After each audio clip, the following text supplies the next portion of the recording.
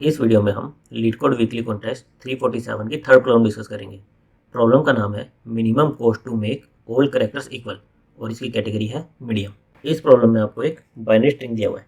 Binary string का मतलब है कि आपका हर एक कैरेक्टर क्या हो सकता है, आइदर 0 या फिर 1। आपको स्ट्रिंग के सारे कैरेक्टर्स को सेम बनाना है, आइदर 0 आइदर 1, और आपको कुछ गिवन ऑपरेशंस का ही यूज़ करना है। आपके ऑपरेशंस क्या है, आप इस एरे में से कोई भी एक इंडेक्स चुनो। जैसे मान लो ये चुन लिया, तो आप इसको 0 से लेके यहाँ तक इन्वर्ट कर दो। जैसे इन्वर्ट करेंगे तो क्या होगा, 1 1 0 0 1। इन्वर्ट में आपका क्या होता है, 1 0 बन जाता है, 0 1 बन जाता है।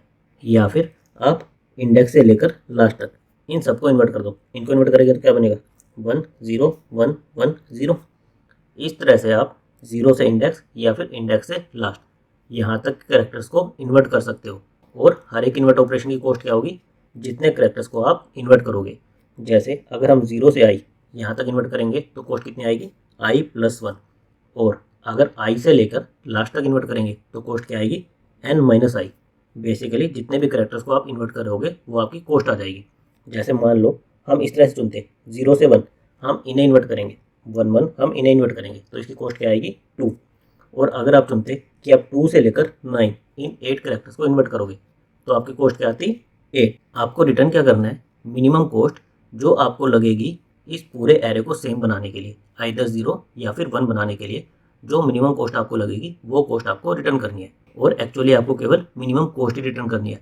आप इस पूरे एरे को सेम बनाओ चाहे ना बनाओ, बस जो कॉस्ट इसको सेम बनाने के लिए लगेगी वो मिनिमम कॉस्ट आपको रिटर्न करनी है। और कॉन्स्टेंट क्या दिए हुए हैं कि आपके इस एरे का साइज कितना हो सकता है, 10⁵ तक। 10⁵ का मतलब हो गया कि आइदर हमें O ऑफ n या फिर log ऑफ n इस टाइप का कोई सॉल्यूशन देखना पड़ेगा। हम n² में नहीं जा सकते। n² कितना हो जाएगा, 10⁻10, जो कि हमारा टाइम लिमिट एक्सीड मार जाएगा। नाउ इस प्रॉब्लम को सॉल्व करने के लिए इनिशियल थॉट हमारे दिमाग में क्या आएगा कि आइदर हम सारे 1 को 0 बना दें या फिर सारे 0 को 1 बना दें, ताकि हमारे सारे कैरेक्टर सेम हो जाए। और साथ में हम क्या सोचेंगे कि जो भी हमारे मिनिमम हो, जैसे इस केस में हमारे मिनिमम 1 है, 4 1 है और 5 0 है, तो हम जो कम है उनको कन्वर्ट करने की कोशिश करें। तो मान लो हम चुनते हैं कि हम 1 को 0 बनाएंगे। उसके लिए हमें क्या करना पड़ेगा, अगर हम इस 1 को देखें, इसको 0 बनाना पड़ेगा। इसको 0 हम कैसे बना सकते हैं, जब हम इसको इन्वर्ट करें। इन्वर्ट करें यानी कि 1 को 0 कर दें। लेकिन हम सिंगल इन्वर्ट नहीं कर सकते, हमें आइदर यहाँ से यहाँ तक इतना इन्वर्ट करना पड़ेगा या फिर यहाँ से यहाँ तक इतना इन्वर्ट करना पड़ेगा। अगर मैं यहाँ से यहाँ तक स्टार्टिंग से लेकर यहाँ तक इन्वर्ट करूँगा तो मेरा एरे क्या बन जाएगा, 1 1 0। मेरा ये 1 तो 0 बन गया, लेकिन मेरे 2 एडिशनल 1 आ जाएंगे जो कि मैं नहीं चाहता था। तो इस तरह से ये स्ट्रेटेजी मेरी वर्क नहीं करेगी। सेकंड हम क्या सोच सकते हैं, हम डिसाइड करें कि हम स्टार्टिंग से लेके ith पॉइंट जो भी इंडेक्स हम कंसीडर कर रहे होंगे वहाँ तक हम सेम करेक्टर मेंटेन करके चलेंगे, आइदर 0 या फिर 1। आगे हमारे कुछ भी हो, हम स्टार्टिंग से लेकर आई तक हमारे सेम करेक्टर मेंटेन करके चलेंगे। वो चाहे 0 हो चाहे 1 हो, हमें फ़र्क नहीं पड़ता, क्योंकि हमारी कॉस्ट इस पर डिपेंड नहीं कर रही कि करेक्टर 0 है या 1 है। केवल इस पर डिपेंड कर रही है कि हम कितने करेक्टर्स को इन्वर्ट कर रहे हैं। तो हम क्या करेंगे, हम यहाँ से स्कैन करना शुरू करेंगे। ये 0 है, एक ही लेटर है, तो अभी हमें फ़र्क नहीं पड़ता कि ये क्या है, ये 1 हो चाहे 0। हम नेक्स्ट पर मूव कर जाएंगे। हम यहाँ पर आए, हमने देखा ये पीछे वाले से सेम है, तो हम आगे बढ़ जाएंगे। पीछे वाले सेम का मतलब हुआ कि हमारा 0 से लेकर यहाँ तक अभी सारे सेम करेक्टर्स हैं। हमने देखा कि 1 मेरा 0 पिछले करेक्टर से मिसमैच है, तो इसका मतलब क्या हुआ, अगर मुझे ये 0 से लेकर 2 तक सारे करेक्टर सेम रखने हैं तो मेरे पास कितनी चॉइसेस हैं। आइदर मैं इन सबको पीछे वालों को 1 में कन्वर्ट कर दूँ या फिर मैं इस 1 को 0 में कन्वर्ट कर दूँ। दोनों ऑपरेशन मैं कैसे कर सकता हूँ, यहाँ से यहाँ तक इन दोनों को 1 में कन्वर्ट करने के लिए तो मैं क्या कर सकता हूँ, 0 से लेकर 1 तक मैं इंडेक्स चुनूँ 1, 0 से लेकर 1 तक मैं इन्वर्ट कर दूँ। 2 लेटर को इन्वर्ट करूँगा तो मेरी कॉस्ट कितनी आएगी, 2। एक तो मेरे पास ये चॉइस है। सेकंड मेरे पास क्या चॉइस है, मैं इस 1 को 0 बनाऊँ। मैं इस 1 को 0 कैसे बना सकता हूँ, मैं यहाँ से लेके एंड तक इन सबको इन्वर्ट कर दूँ। बेसिकली ये 1 हो जाएगा 0, ये 0, ये 1, ये 0, ये 1, ये 1, ये 0। तो इससे भी मेरा ये वाला इन दोनों 0 के इक्वल हो जाएगा। इसकी कॉस्ट मुझे कितनी लगेगी, 8 लगेगी। तो क्योंकि मुझे कॉस्ट को मिनिमम करना है तो मैं क्या लेके चलूँगा, जो चीज़ मुझे मिनिमम लग रही है, यानी कि मैं इन दोनों को 1 में कन्वर्ट कर दूंगा। तो अभी मेरा एरे कैसा हो जाएगा, यहाँ पर 1 आ गया, यहाँ पर 1 आ गया, ये 1 था, आई मेरा आ गया यहाँ पर। मैंने देखा ये सेम है तो मैं आगे बढ़ गया, मैं आई को ले आया यहाँ पर। फिर से हमारा क्या हुआ, मिसमैच आ गया। फिर से हमारे पास दो चॉइस है, आइधर हम इस 0 को 1 में कन्वर्ट कर दें, आइधर हम पीछे वाले चारों 1 को 0 में कन्वर्ट कर दें। पीछे वाले यहाँ से यहाँ तक 1 को कन्वर्ट करने की कॉस्ट कितनी आएगी, 4 कॉस्ट आएगी, और यहाँ से यहाँ तक इन्वर्ट करने की कॉस्ट कितनी आएगी, 5 आएगी। तो मैं फिर से ये वाला चुनता हूँ और मैं इन सबको 0 0 0 0 0 बना देता हूँ। तो अभी हमारा एरे क्या हो जाएगा, पहले 5 एलिमेंट्स 0, आई हमारा आ जाएगा 6th इंडेक्स पर, यहाँ पर आ जाएगा। हम फिर से देखेंगे, ये फिर से हमारा मिसमैच है। तो फिर से अगेन हमारे पास दो चॉइसेस हैं, इन पाँचों को 1 बना दें या फिर लास्ट के चारों को हम इन्वर्ट कर दें। इसकी कॉस्ट आएगी 5, राइट वाली कॉस्ट आएगी 4। तो इस बार हम क्या करेंगे, हम राइट वालों को इन्वर्ट करेंगे। हम करेंगे 0 1 1 0। तो अभी हमारी सिचुएशन क्या है, 0 से 6 तक हमारे पास 0 है और हमारा ith 7th इंडेक्स पर है। फिर से हम देख रहे हैं ये हमारा मिसमैच है। फिर से हम देखेंगे 0 से 6 को 1 बनाए या फिर इस 1 को 0 बना दें। लेफ्ट की कॉस्ट आएगी 6, राइट की कॉस्ट आएगी 3। तो हम क्या करेंगे, इन तीन को 7 8 9 इन तीन को इन्वर्ट कर देंगे ताकि हमारी कॉस्ट मिनिमम हो। फिर हमारा क्या होगा, आई यहाँ पर आ जाएगा। ये हम देखेंगे 0 0 ये सेम है, तो हम आई को आगे ले जाएंगे। आई हमारा अब इस 1 पर आ गया, ये 1 और ये 0 दोनों अलग अलग हैं। तो फिर से हमारे पास चॉइस है, इन 0 से लेकर 8 0 जो हैं इनको 1 बना दे, कॉस्ट कितनी आएगी, 9 आएगी। या फिर हम इस 1 को 0 कर दें। तो फिर हम क्या चुनेंगे, 1 को 0 करना ताकि हमारी कॉस्ट 1 आए।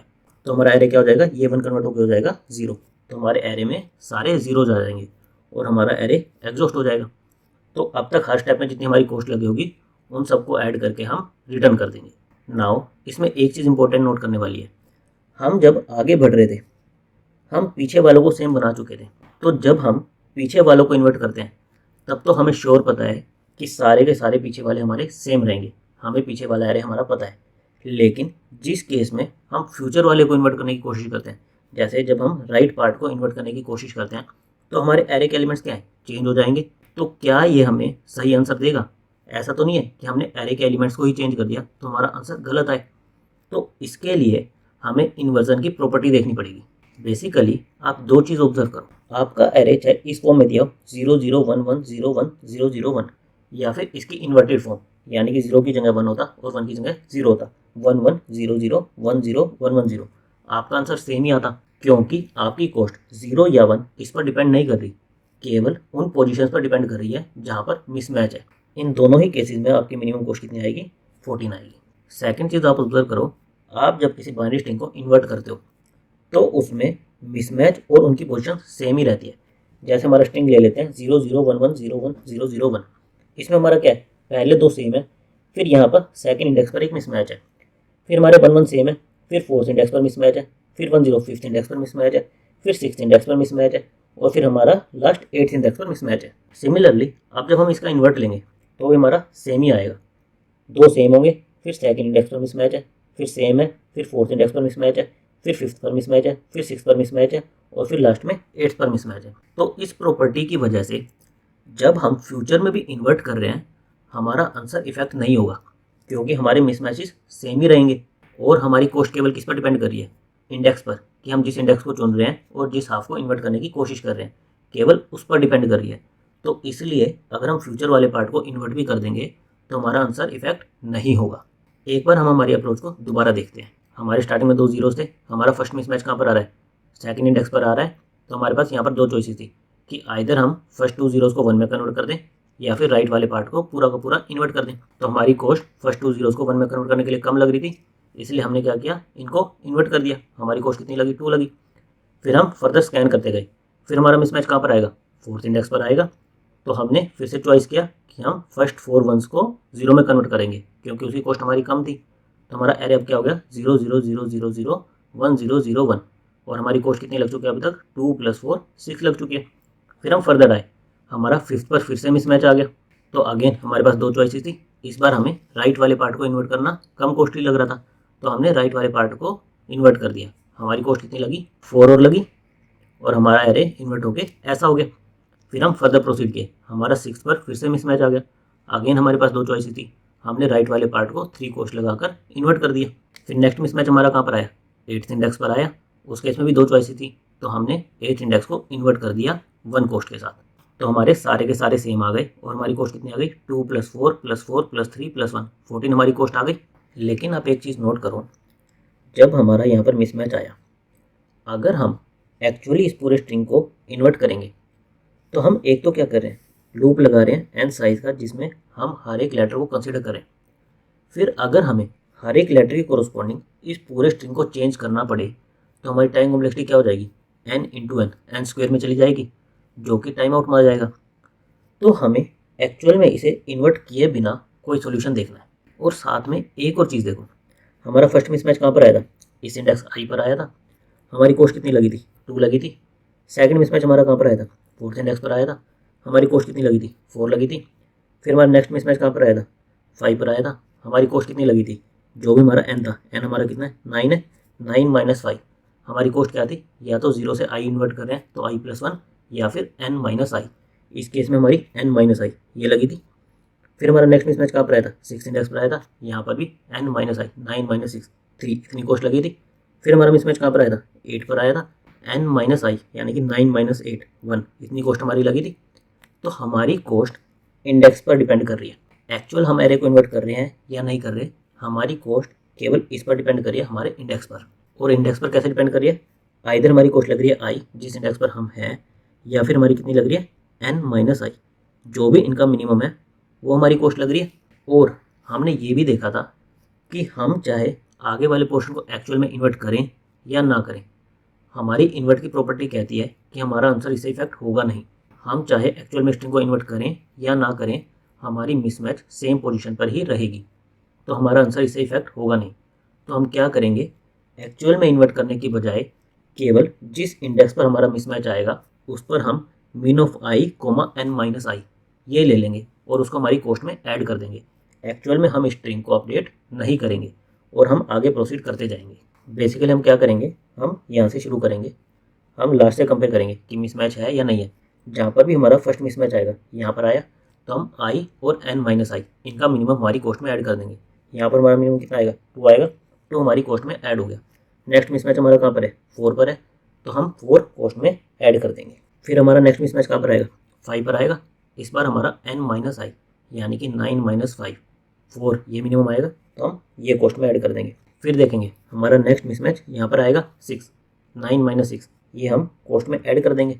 फिर नेक्स्ट मिसमैच हमारा कहाँ पर आएगा, लास्ट 8 इंडेक्स पर आएगा, तो 9 माइनस 8 ये हमारी कॉस्ट में ऐड कर देंगे। और अब हमारा एरे एग्जॉस्ट हो गया, यानी कि हमने मिनिमम कॉस्ट निकाल लिया, तो ये 14 हम रिटर्न कर देंगे। तो इसका मतलब हुआ कि हम एक्चुअल में एरे को मॉडिफाई नहीं करेंगे, केवल जहाँ पर हमारे मिसमैच होंगे वहाँ पर हमारा फॉर्मूला लगा के mean of I comma N minus I निकाल के हमारी कॉस्ट में ऐड कर देंगे। इसकी हमारी अब टाइम कॉम्प्लेक्सिटी क्या होगी, हम सिंपली एक एरे पर लूप लगाएंगे, तो टाइम कॉम्प्लेक्सिटी किस में आ जाएगी, ओ ऑफ एन में, और स्पेस कॉम्प्लेक्सिटी क्या रहेगी, ओ ऑफ 1। एक बार हम इसका कोड देख लेते हैं। कोड में हमें एक स्ट्रिंग दिया हुआ है, सबसे पहले हमने इसका साइज निकाल लिया, फिर हमें लॉन्ग लॉन्ग इंटीजर रिटर्न करना था, तो उस टाइप का हमने एक आंसर वेरिएबल ले लिया।